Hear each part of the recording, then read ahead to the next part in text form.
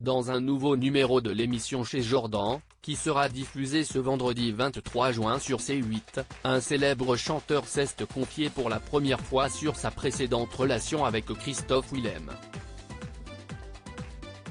Dans une interview accordée à Jordan Deluxe qui sera diffusée sur C8 ce vendredi 23 juin, Voici vient d'en diffuser un extrait. Note de la rédaction, Bruno Monero, ancien candidat de la Nouvelle Star, a révélé avoir été en couple avec une star du télécrochet.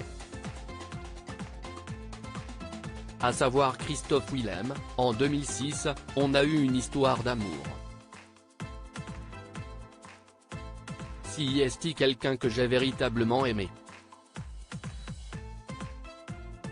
Si est-il la première fois que je le dis?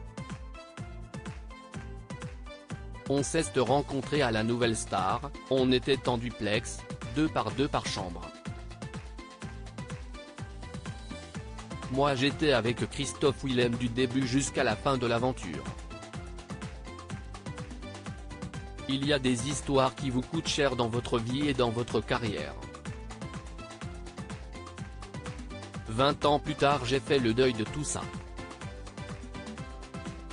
Il est aussi revenu sur leur séparation sans pour autant entrer dans les détails. Si est-il moi qui l'ai quitté, a-t-il notamment déclaré sans préciser davantage les raisons de cette décision. Je l'ai quitté avant la finale.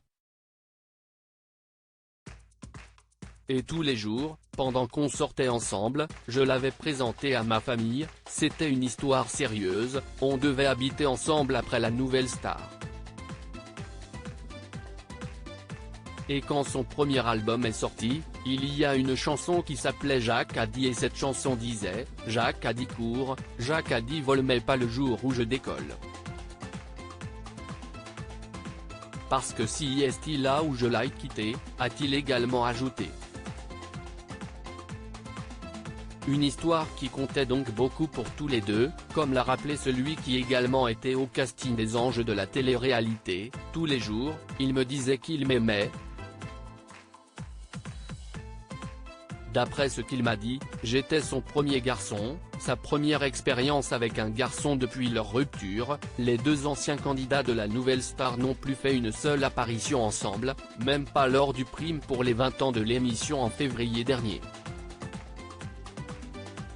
Pour rappel, Christophe Willem ne s'exprime que très rarement dans les médias, préférant rester discret sur sa vie privée.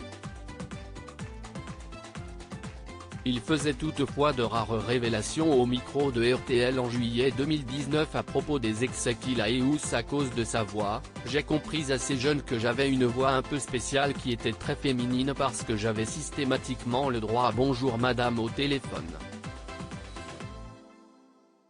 J'ai tout fait pour essayer de baisser ma voix donc j'ai fumé, j'ai bu.